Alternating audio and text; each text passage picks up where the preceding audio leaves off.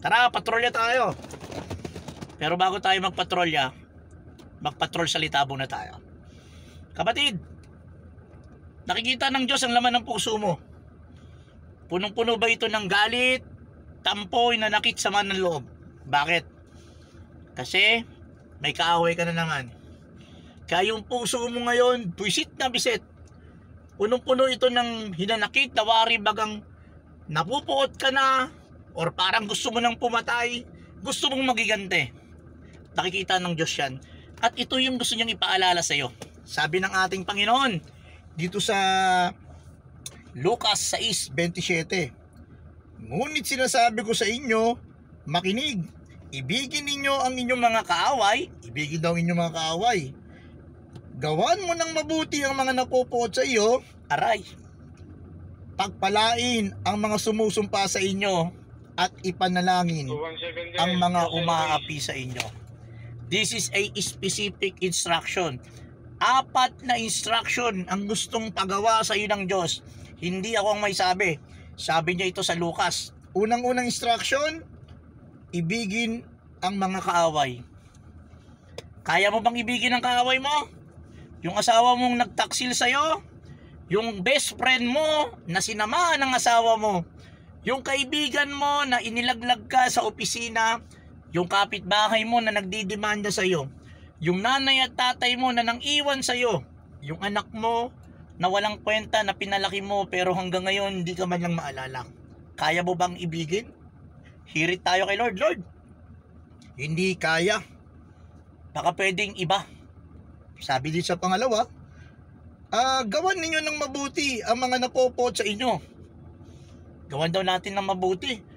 Lord, hindi ko pa rin kaya gawa ng mabuti itong mga tao na ito kasi nga tinablan nila ako. Masama ang loob ko sa mga oras na to.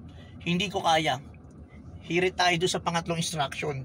Sabi dito, pagpalain ang mga sumumpa sa inyo. Yung mga taong nagmura sa'yo, yung mga tao na walang inisip, na bumagsak ka sa buhay, yung mga tao na nagsisimula ka palang magnegosyo, sinasabi sa'yo wala ka ng pag-asa, yung mga tao na lagi bumubulong sa'yo, hoy, pamilya kayo ng mga baluga, pamilya kayo ng mga magnanakaw, pamilya kayo ng mga mahirap, wala na kayong pag-asa, mamamatay na kayong mahirap. Yung mga tao na sumakit sa'yo, kaya ba natin silang pagpalain? Abay, hindi pa rin po natin kaya. Ako man din. Dito na lang siguro tayo sa ika-4.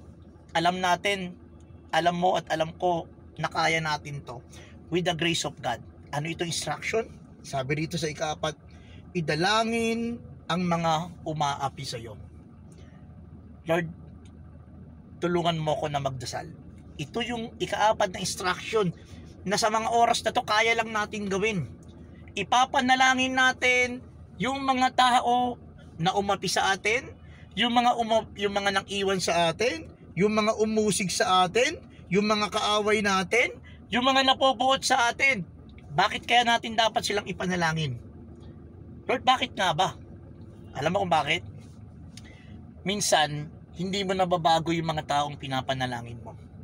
Pero pag nananalangin ka, isang tiyak, ikaw ang binabago ng Diyos. Yung puso mo ang binabago ng Diyos. Yung direction mo ang binabago ng Diyos. Yung pananaw mo ang binabago ng Diyos. At yung buhay mo ang binabago ng Diyos. Yung puot, yung inanakit, yung sama ng loob, yung galit, unti-unti mong mabibitawan.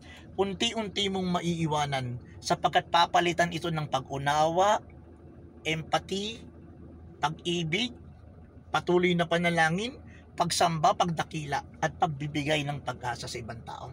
Nadarating ang araw, yung kwento ng kahapon mo, na ikay dating nagalit, ikay dating napuot, ikay dating nanakit, darating ang time, ikikwento mo sa ibang tao, na minsan ka naging ganon. Pero nung nanalangin ka, at ginamit ka ng Diyos, yung kwento mo magiging pagpapala para sa ibang tao. Hindi mo kayang ibigin ng kaaway, hindi natin kayang gawan ng mabuti, hindi natin kayang pagpalain ng ibang tao, pero sa panalangin, makakaya natin. Pero ito naman ang kagandahan. Dahil mabuti ang Diyos, siya'y Diyos na tapat sa kanyang mga pangako, after mong manalangin, aatras ang sitwasyon. Yung hindi mo kayang magmahal, yung hindi mo kayang maging pagpapala, Yung hindi mo kayang gawa na mabuti, darating ng time, makakaya mo na. Sapagkat sumasayo na ang grasya, sumasayo na ang banal na Espiritu. And this time, gagantihan mo. Yes, gagantihan mo yung mga taong nanakit sa'yo. Ano daw ang igaganti mo? Basahin natin sa Roma 12:20. Sabi sa Roma 12, ito ang iganti mo sa kanila. Sabi rito kapatid, kaya kung nagugutom ang inyong kaaway, ang sabi? Pakainin mo. Kung nauuaw, painumin mo. At nang sa ganon, mapapayasa sa kanyang sarili. Huwag kang padadaig sa masama, kung hindi daigin mo ng mabuti ang masama. Ito na ngayon ang gagawin mo dahil pinagpala ka na. Gagantihan mo ngayon yung taong nanakit sa iyo. Ano daw gagawin mo? Papakainin mo pag nagugutom siya. Papainumin mo pag nauuhaw siya. Mamaya pag uwi mo ng bahay, kung kaaway mo yung mister mo, dala mo ng pulutan. Dalahan mo ng maiinom. Magtataka yun. Bakit kaya ako binibigyan ng pagkain ng misis ko? Bakit kaya ako binibigyan ng maiinom? Iisipin niya, naku, lalasunin na ako ng asawa ko. Papatayin na ako. O yung mahal mo sa buhay, yung kapitbahay mo, mamaya dalahan mo ng Jollibee, pakainin mo. Yung ka-office mate mo, dalahan mo ng Starbucks. Or baka kain yung mga taong nasa paligid mo. Bakit? Kasi pag nagkaganon, magtatanong siya. Bakit siya magtatanong? Bakit ako pinapainom nito? Bakit ako pinapakain nito? Kukomprontahin ka niya. Hindi niya makakaya. At pag ganon ang nangyari, sasagutin mo siya na minsan kang nagalit, na minsan kang nagtampo, na minsan kang iniwan, pero nung nakilala mo si Kristo sa pamamagitan ng panalangin, binago ka. And this time, ipapakilala mo si Kristo sa kanila. Kapatid ko sa pananampalataya, huwag kang tumigil manalangin. Ito ang pahabol, kapatid ha. Kung hindi man ganun ang nangyari, hindi ka pababayaan ng Diyos. Mamaya, ipadalangin mo yung mga taong umuusig sa'yo. Continue praying. Bakit? Pagpalain mo na, umunlad yan. Pagpalain mo na yumaman. Yung kapitbahay mo, pag tumama sa loto yan, dahil magkaaway kayo, pag tumama sa loto yan, yumaman yan, lilipat ng lugar yan. Pag lumipat ng lugar yan, hindi mo na siya kapitbahay. Yung kaopisina mo, ipanalangin mo na ma-promote. Malay mo, pulis yan. SPO2, SPO3, makapag-lateral yan. Pag na-promote yan, maging teniente yan, ililipat siya ng opisina, ililipat siya ng unit, hindi mo na siya kasama. Pagpalain mo yung mga taong umusig sa'yo. And deep inside, pagpapalain ka rin ng Diyos. Hindi dahil gusto mo siyang masaktan, kung hindi dahil gusto mo siyang pagpalain. Makikita ng Diyos ang puso mo. At nang sa ganon, magagawa mo ng daigin ng mabuti ang masama. Conquer evil by doing good. May pinagdadaanan ka, galit ka, may sama ka ng loob, it's okay. Pero huwag kang tumigil. Manatili sa grasya at biyaya ng Diyos sa tulong ng panalangin sa ating Panginoon. Let's pray in the name of the Father, Son, and the Holy Spirit. Amen. Dakilang Ama, itinataas ko po ang aking kapatid. Siya po'y may tampo, may galit, may nanakit. At hindi po madali ito. Maaring yung tao pa na nakasakit sa kanya, yung taong mahal niya.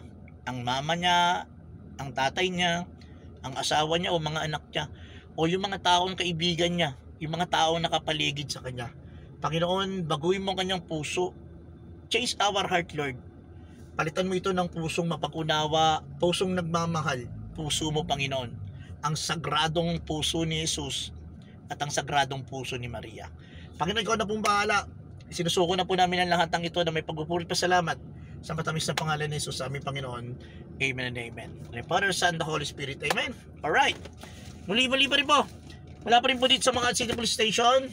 Tayo na po'y mag-ikot, mapapatrolya. Welcome sa ating patrol salita.